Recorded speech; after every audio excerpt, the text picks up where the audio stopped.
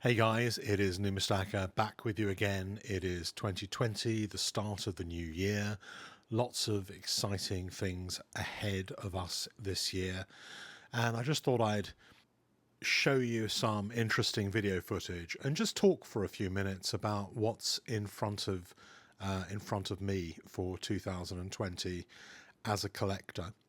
I'm sure quite a few of you know that I've been gradually moving my collection away from bullion-based coins over the last couple of years to more numismatic coins.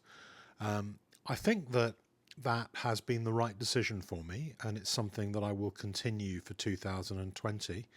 It may not be the right decision for others, and it does take a level of commitment and I guess interest and consistency and generally a bit more hard work than just focusing on bullion coins.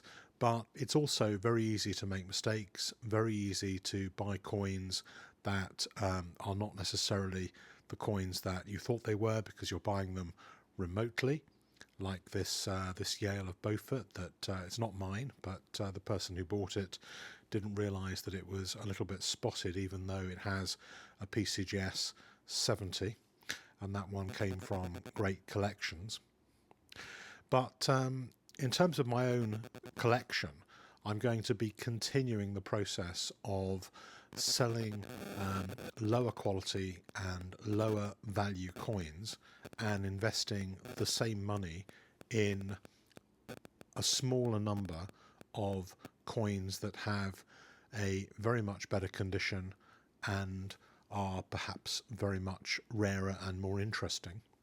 And that process may eventually lead me to take, a few hundred coins down to maybe 15 or 20 coins that I really like. I don't know entirely where that's going to lead me at the moment, but and I don't know whether it's the right strategy. It is a strategy that does have risks because markets, even at the top end of the market, can be very fickle. They can be subject to fashion, and you can easily buy something which is in really, really nice condition. You think it's worthwhile and desirable, and you pay a premium for it at a major auction, and then suddenly you find that you were the only one who really wanted it, and you were the only one who really thought that that premium was worthwhile, and all of the buyers have moved on to something else, leaving you with the hefty 20% buyer's premium that you find in some auctions and the coin that you overpaid for in the first place. How can you mitigate this risk? Well, I don't think you can mitigate against it entirely. I do think that when it comes to numismatic coins, that the action is at the bottom of the market and at the top of the market. At the bottom of the market, people will buy pretty much anything because they want to fill them in to a collection. It doesn't matter if the coins are detailed or damaged or challenged in some way. At the top of the market, people are looking for the best graded coins, the ultimate in quality coins with mint luster, mint state coins, and I think that those collectors will only really continue to want the best.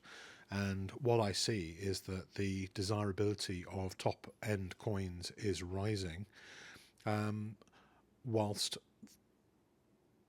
in the middle of the market, there's not so much action and coins can hang around a little bit more.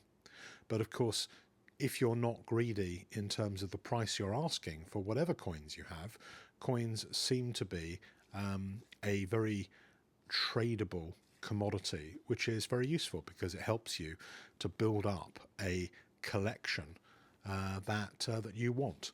And people are always criticizing me for focusing on the financial side, but as I've said before, I think it's really important to be able to have a liquid market at all levels of the market, to be able to sell the coins that you have and to be able to buy others with relative ease, which is one of the reasons why I like the 0% buyer's premium auction every month that Coin Cabinet have now got, and that helps with liquidity. And I think all collectors tend to feel the same way, although there is a certain amount of criticism against people who just buy new issues to thus depriving what people feel are true collectors with those particular coins, or making them pay a premium. But then again, the market is open to everybody, and if people paid attention to new issues, they would then be able to buy those coins at the cheapest possible price if they were desirable. And I guess the counter to that is that 85–90% of coins go down in value over the years, and those true collectors can always buy in the secondary market at a much cheaper price than the flippers could potentially buy from the mint as a new issue. A very happy new year from the Coin Connection and from me, Numismatics, and a brand new code for you guys for January 2020. It's code SUE. Keep it nice and simple, SUE, for 2% off your best quality controlled modern coins from the Coin Connection.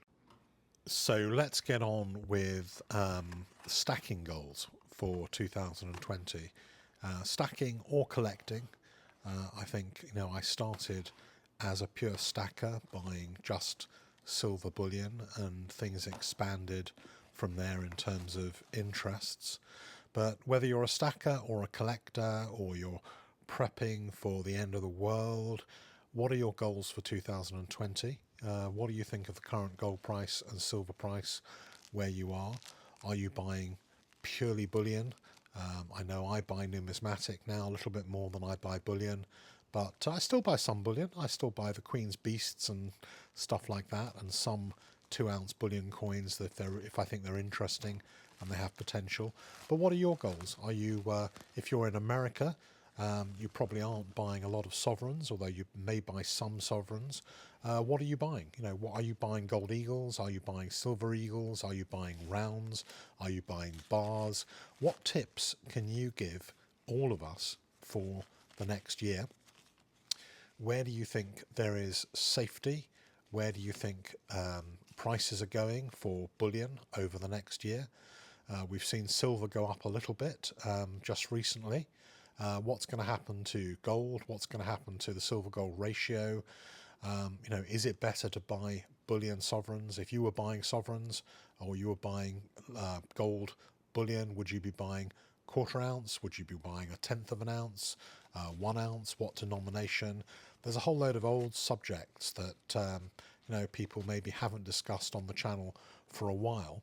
And I think it's quite interesting to let people know what you're buying. Are you going to be buying this type of coin?